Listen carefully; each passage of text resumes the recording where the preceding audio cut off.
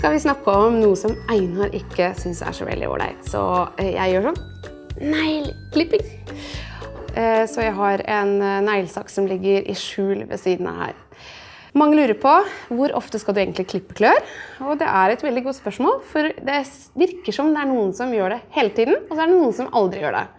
Og mitt enkle svar på det at du må klippe klør etter behov. For et håpløst svar, tenker du sikkert. Men det helt riktig. Går du med hunden din på tur på variert underlag, som for eksempel asfalt, stein, grus, så skal faktisk klørne slipe seg ned helt naturlig av seg selv. Men det ikke alltid man vet om klørne naturlig slipt eller ikke, så hva ser man på da?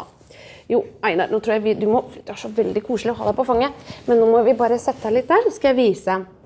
Problemet med mange hunder, og det det mange synes litt skummelt, at det forskjellige farger på disse neglene. For hver negl det inneholder en nerve og en blodåre. Og det jo denne blodåren og nerven folk veldig redd for å treffe når de klipper klør. Nå skal jeg vise dere litt forsiktig her, før Einar får panikk, hvordan man ser om de trengs å klippes eller ikke. Jeg ser faktisk med en gang at Einar ikke trenger å klippe disse her i hvert fall.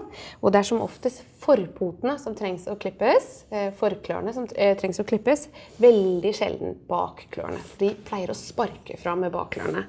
Så det de jeg skal bruke litt tid på å sjekke nå. Og her ser jeg jo egentlig, her ser jeg at det går rosa, og her vi har både svarte og hvite negler her.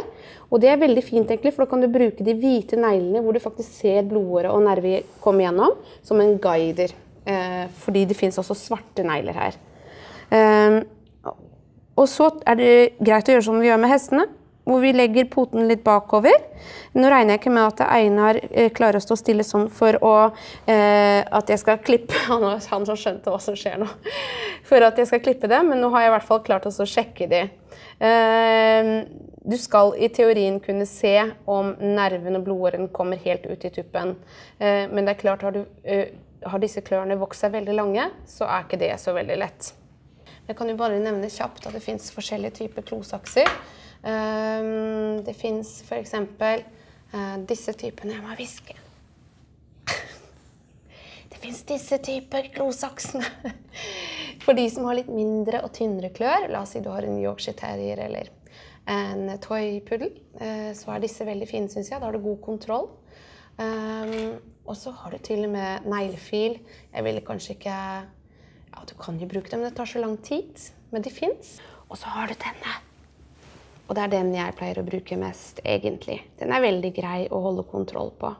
Skulle du være så uheldig, og det begynner å blø, og du treffer en blodåre, ikke få panikk. Ja, det gjør litt vondt, og det ikke heldig at det skjer, men skjer det, så ser det verre ut enn det det greit å ha et sånt pulver som stopper blodet.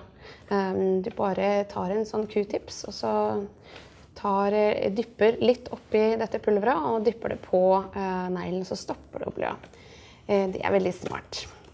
Einar, skal vi klippe klør? Veldig vanlig at de fleste hunder kan ha litt sånn hetta for å klippe klør. Men jeg tror også det litt viktig å være litt rolig. Så hvis jeg tar bare akkurat ytterst der nå leker vi hest. Og nå skjønte vi det. Ja, jeg tok jo bare litt grann der. Ja, men det gikk veldig fint. Det var veldig lite jeg tok der også. Og nå gikk han. Det var det jeg hadde å si om kloklipp.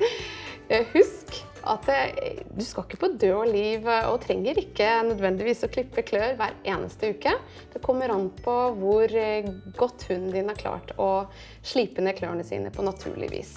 Så mitt megagode tips for denne gangen å gå på masse asfalt og gå i ulendt terreng, så sliper de seg ned helt naturlig av seg selv.